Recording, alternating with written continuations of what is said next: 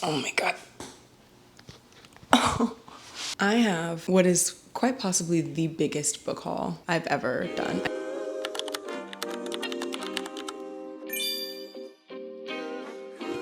Hi, how are you? I hope you're happy, healthy, and absolutely thriving. I'm cheesing extra hard today because it's my birthday. It's my birthday today, November 6th, but when you're seeing this, it will be a week later. But I am so excited because today I'm spending my day literally the perfect way. My lovely fiance took the day off and he's gonna drive me around town to do different bookish things. So we're gonna hit a few indie bookstores, do a little free little library. Hi babe! I have my coffee to go because if I'm gonna be spending money on books, I don't really want to spend money on coffee out. So right now we're gonna head to a free little library to donate 2 books. The first of which is You've Reached Sam by Dustin Tao. I read this, I want to say 3 years ago, and I DNF'd it. I didn't really resonate. I couldn't get super connected with the story or the characters or the writing style, and I kept telling myself I was going to go back to it, but I never did, and I just really don't have a pull or desire to, so I'm going to let someone else enjoy this because I have heard good things about it. And then I'm also donating The Beach House by James Patterson and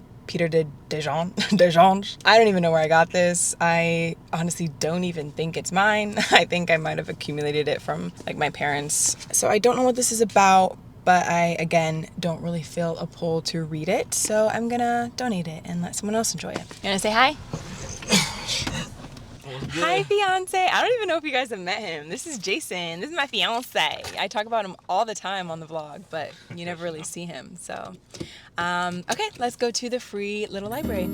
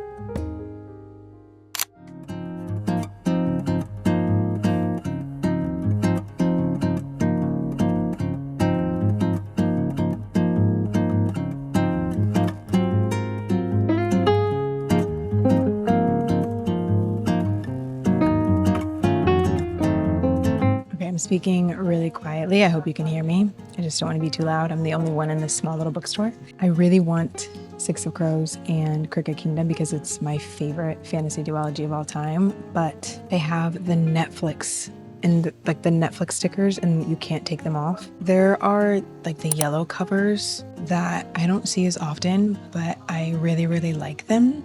As much as I want to own these books, I think I like those covers better, and I can't get over this Netflix sticker. I hate it.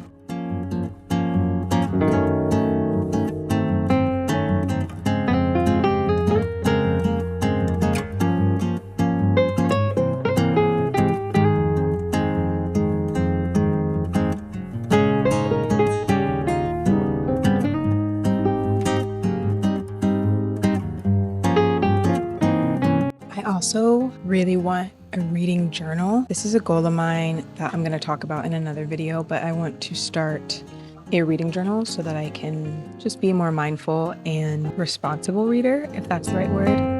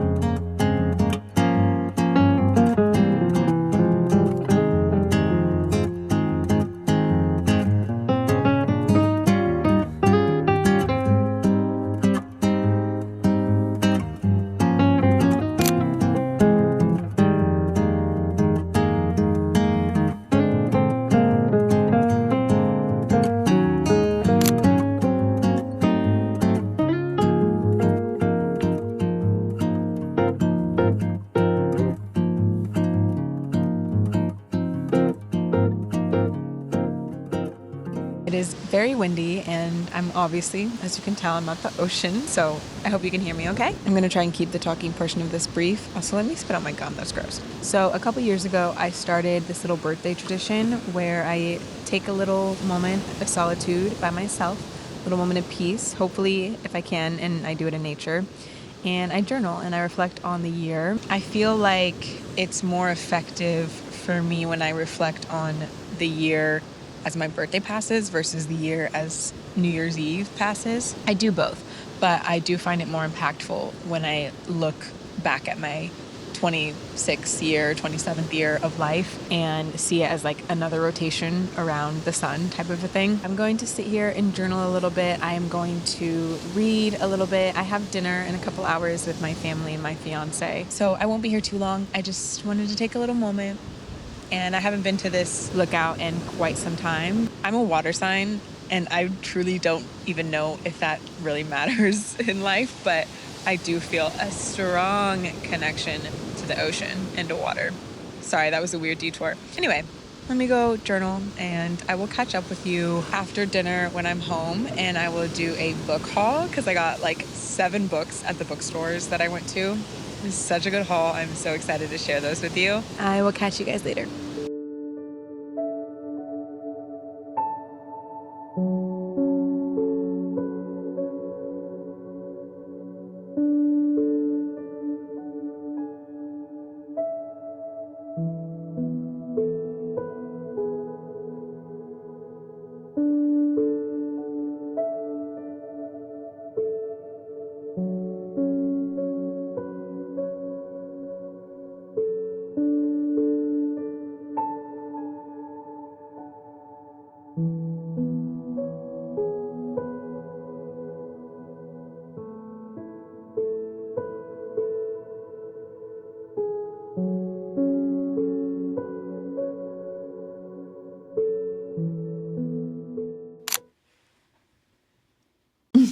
I think this is the most books I have ever bought in a single book buying day, so let's get into this birthday book haul. Okay, so the first thing I got is a reading journal. I discussed it in my last few videos, but I really just want to start being a more intentional reader. I want to be able to comprehend and retain more when I'm reading, so I'm going to start getting into annotating and summaries and written reviews. And the best way to do that for me is a reading journal. This one is very simple. It's just a little leather bound. It's got the little flap here. Pages are just blank lined pages. I did do some research and I tried to find a reading journal that was designed specifically to track your reading with written prompts and stuff that's already in the pages, but none of them fit exactly what I was looking for. None of them checked all of the boxes. I decided I'm just gonna do it myself. I just really like the amount of freedom that this gives me to be as creative as I want. If I want to write 10 pages about a book, I can. If I want to write a single sentence, I can. If I want to put in a collage or pictures or however creative I want to get, I can do that with this. And I have so many ideas. A video will be coming all about how I'm going to design and set up my reading journal. So I'm really excited for that. Okay, now let's get into the nitty gritty, this big old stack of books. All of these books were bought from indie bookstores, and I think all but 3 are actually secondhand. Fun fact, actually really sad fact. Here on the Big Island in Hawaii, we don't have a Barnes & Noble. We don't have like a mainstream bookstore. All of the bookstores near me are indie. They're independently owned, majority secondhand, which I love because I'm giving back to my community. I am feeding into other readers and other people within my community, as well as just not sinking into the traps of consumerism so much. And also, since they're secondhand, most of these are discounted, so it's saving me money. I want you to guess the total of these books. I want you to guess how much, and I have 1, 2, 3, 4 of them are hardback. Guess how much you think this was. At the end of the video, I'm gonna let you know how much I got all of these books for. Let's get into it. The first book I got is Parable of the Sower by Octavia E. Butler. I have seen and almost bought this book so many times. It was almost a book club book of the month for me a couple months back. I actually have never read an Octavia E. Butler book. I just know that it's going to be life-changing. I do know that it is going to have an impact on me. And although her writing is timeless, and I don't think there will ever be a point where one could read it and not gain something from it, I do feel like now is the perfect time, especially given this specific story, because it takes place in the early 2020s, and that's where we are, that's what we're living. So extremely relevant and extremely timely. When global climate change and economic crises lead to social chaos in the early 2020s, California becomes full of dangers, from pervasive water shortage to masses of vagabonds who will do anything. I sound like I can't read. I swear I can read. From pervasive water shortage to masses of vagabonds who will do anything to live to see another day. 15-year-old Lauren Olamina lives inside a gated community with her preacher father, family, and neighbors, sheltered from the surrounding anarchy. In a society where any vulnerability is a risk, she suffers from hyper-empathy, a debilitating sensitivity to others' emotions. Precocious and clear-eyed, Lauren must make her voice heard in order to protect her loved ones from the imminent disasters her small community stubbornly ignores. But what begins as a fight for survival soon leads to something much more, the birth of a new faith and a startling vision of human destiny. This sounds so good. Sci-fi mixed with political commentary, and I'm really excited to get into Octavia E. Butler's writing. Next, I picked up The Vanishing Half by Britt Bennett. This is another one that I found myself reaching for so many times, and then I put it back for one reason or another. I recently saw a YouTuber, I can't remember who it was, but I saw her read and review this, and she loved it so much, and that's kind of just pushed me over the edge. I was like, you know what? Yeah, let me read this. This was pretty recently adapted into either a movie or a show. I would really love to read this and then watch the adaptation. Twins, inseparable as children, ultimately choose to live in two very different worlds, one black and one white. After growing up together in a small southern black community and running away at age 16, it's not just the shape of their daily lives that is different as adults, it's everything. Their families, their communities, their racial identities. Many years later, one sister lives with her black daughter in the same southern town she once tried to escape. The other secretly passes for white, and her white husband knows nothing of her past. There's more, but that's all I'm gonna read because that premise alone is so intriguing to me, especially as someone of mixed race. My dad is black and my mom is black and white. I have a feeling that this will explore themes of colorism, both in America as well as within the black community. I'm very excited to explore that and just see what it stirs up in me. I'm not white passing by any means, but I do recognize I have a lot of privilege as a mixed race black woman. I just feel like this story I will really resonate with and connect with. So next, I have been trying to go into bookstores. I guess I haven't been in a bookstore in a really long time because I was on a 4-month book buying ban, but I have wanted to start going into bookstores without my TBR in mind, without the Booktok viral books in mind, without all the recs in mind, and just go into a bookstore, see what catches my eye, and get that book. I don't know, I just feel like the culture around book shopping has changed so much. We go in with all of these preconceived notions of what a book is and what it isn't. And while I do think it's important to know your taste and be mindful of that when you are book shopping, there is so much more opportunity when you go in with a little bit more of an open mind to see what catches your eye and just kind of see what calls out to you, even if it doesn't fit within the parameters of what you might normally gravitate to. So all that being said, I saw this cover and I was blown away. This hot neon pink against the black was just so stunning to me. And then I saw the name Keanu Reeves and I was like, Keanu Reeves wrote a book and a fiction book. It's not a memoir. The Book of Elsewhere by Keanu Reeves and China Miaville. I'm definitely not saying his name right and I apologize. It was just this cover that drew me in, and then I read the premise and that sold me. There have always been whispers, legends, the warrior who cannot be killed, who's seen 1,000 civilizations rise and fall. He has had many names. Unute, child of lightning, death himself. These days, he's known simply as B, and he wants to be able to die. In the present day, a US Black Ops group has promised him that they can help with that, and all he needs to do is help them in return. I really respect Keanu Reeves as a human and his work as an actor, and I think it's really cool that he ventured outside of his typical mode of storytelling and artistry. I haven't heard anyone talk about this, And maybe that's for good reason, but we'll find that out together, I guess. Next up is a book that I recently finished on audiobook, and I loved it so much. Something just hit me very deeply, and I happened to see it in the bookstore. It was one of like 2 copies, and I thought it was a sign. Everything is Tuberculosis by John Green. If you had told me 2-3 years ago that I would thoroughly be enthralled and enjoying a story or a book fully about tuberculosis, I probably wouldn't have believed you. But this book isn't just the history of tuberculosis. It's so much more than that. It's so much deeper than that.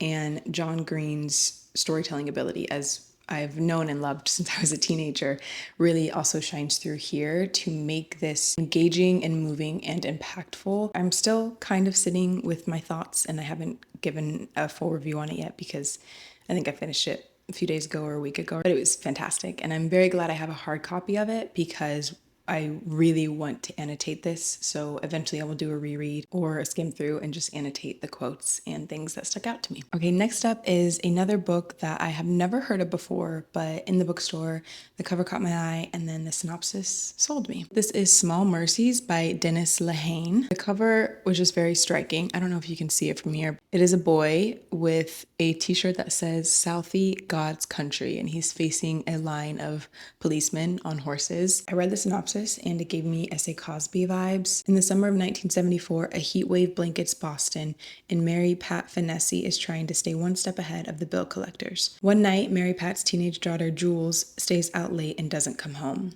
That same evening, a young black man is found dead under mysterious circumstances, struck by a subway train. The 2 events seem unconnected, but Mary Pat, propelled by a desperate search for her missing daughter, begins turning over stones best left untouched. Set against the hot, tumultuous months when the city's desegregation of its public schools exploded in violence, Small Mercies is a superb thriller, a brutal depiction of criminality and power, and an unflinching portrait of the dark heat of American racism. I do hope this is well done. I didn't look at reviews. It's interesting because I feel like I've been gravitating to books with racism and discrimination and xenophobia and systemic oppression. I've been really gravitating towards those recently, and I didn't actually notice it. I wasn't aware of it until like right now.